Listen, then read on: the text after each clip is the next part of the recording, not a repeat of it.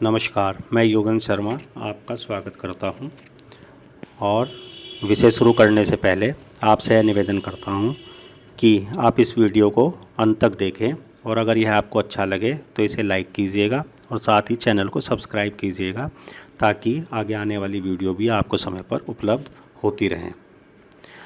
दोस्तों, आज इस विषय में हम पाया विचार या मूर्ति निर्णय के बारे में जानकारी प्राप्त करेंगे।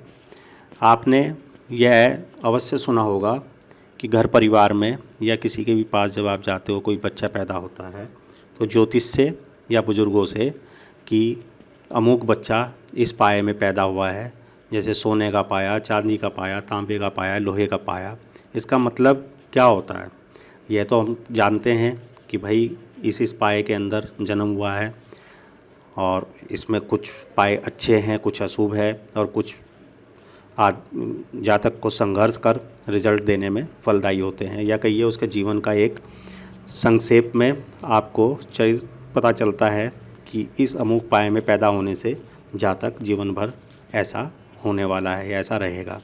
लेकिन ये पाया होता क्या है, आज हम इसके बारे में जानते हैं।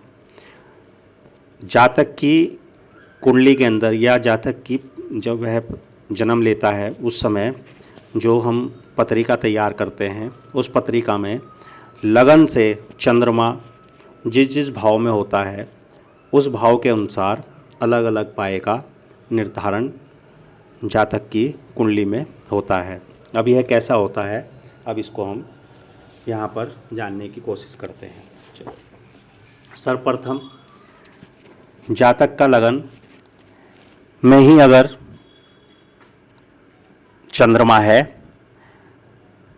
तो वो हुआ पहला भाव, और अगर जातक के छठे भाव में, लगन से छठे भाव में चंद्रमा है, ये जो पहली तालिका आपके सामने लगी हुई है इसको आप देखें, छठे भाव में चंद्रमा है या 11वें भाव में चंद्रमा, यानी कि लगन से, लगन में ही पहले भाव में चंद्रमा, छठे भाव में चंद्रमा या 11वें भाव में चंद्रमा हो तो यह जातक का स्वर्ण पाया हुआ, यानी कि स्वर्ण पाया कहलाएगा। इसी प्रकार 2 नंबर तालिका आप देखें, अगर जन्म लगन में, लगन से दूसरे भाव में, 5वें भाव में या 9वें भाव में चंद्रमा है तो यह चांदी का पाया कहलाएगा। अब 3 नंबर तालिका आप देखें, जो तांबा पाया है उसके लिए लगन से तीसरा भाव, 7वां भाव और 10वां भाव अगर चंद्रमा हो तो जातक को यह तांबे का पाया कहलाएगा। इसी प्रकार चौथी तालिका आप देखें, जहाँ पर लगन से चौथे भाव में, लगन से 8वें भाव में या लगन से 12वें भाव में अगर चंद्रमा उपस्थित है जन्म के समय तो यह लोहे का पाया कहलाएगा। अब ये जो पाए हैं, पाया हमें क्या फल देगा या कौन सा पाया अच्छा होता है, कौन सा बुरा होता है, उसके बारे में आप देखिए। जब हम एक चंद्रमा से, जब चंद्रमा की स्थिति लगन से पहले छठे 11वें भाव में, जिसे हम स्वर्ण पाया कह रहे हैं, उसमें होती है तो हम यह मानते हैं कि सोए के पाए में जो बच्चा जन्म जिसने लिया है वह काफ़ी मेहनत से और देर से सुख को प्राप्त करेगा, यानी कि बच्चे को अपने जीवन में सुख प्राप्त करने के लिए मेहनत बहुत करनी पड़ेगी और स्वास्थ्य उसका लगभग थोड़ा ख़राब रहता है और शारीरिक कष्ट ज़्यादा उसे भुगतना पड़ेगा। इसके विपरीत जो बच्चा चांदी के पाए में जन्म लेता है वह भाग्यवान होता है और घर परिवार के लिए अच्छा मान सम्मान प्राप्तिकारक होता है और अत्यंत कृपा अपने अपने परिवार पर होती, इस पाए में चांदी के पाए में जन्म लेने पर प्राप्त करता है। इससे अगली कड़ी जो तांबे का पाया है, यह चांदी के बाद दूसरा अच्छा पाया है। इस पाए में जन्म लेने वाला बच्चा परिवार को लाभ प्राप्त कराता है और दिन रात तरक्की करता है। ऐसा बच्चा हमेशा सुफल प्राप्त करता है। और जो लोहे के पाए में जन्म लेता है ऐसा बच्चा हमेशा संघर्षशील रहता है और मेहनत करता रहता है।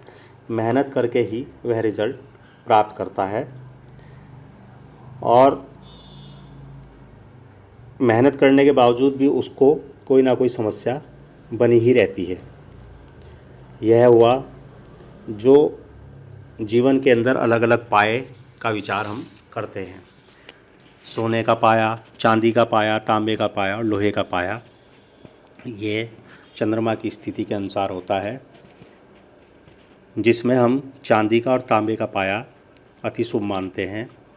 सोने का तीसरे नंबर पे और लोहे का जो है चौथे नंबर पे पाया होता है।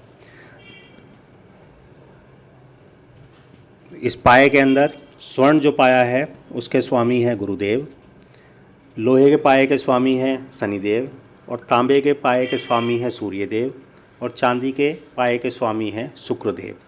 अगर आप इनके अनुसार भी देखोगे तो यह शुभ फल प्रदान करते हैं। और अगर आप जैसे चांदी और तांबे का पाया तो शुभ होता ही है, लोहे और सोने के पाए में अगर जन्म कोई जातक लेता है तो उसको दान पुण्य मंत्र जाप करके भी अपने फलों में अच्छी बढ़ोतरी जातक कर सकता है। तो आज हमने जातक के जन्म के समय चंद्रमा की उपस्थिति के अनुसार कौन कौन सा पाया होता है उसके बारे में जानकारी प्राप्त की और आगे भी हम इसी तरह की जानकारी प्राप्त करते रहेंगे। कृपया आप इस वीडियो को पूरा देखें और एक दो बार देखकर कंठस्थ करते रहें, तो अवश्य ही ये विषय सब आपको समझ में आने लगेंगे। धन्यवाद।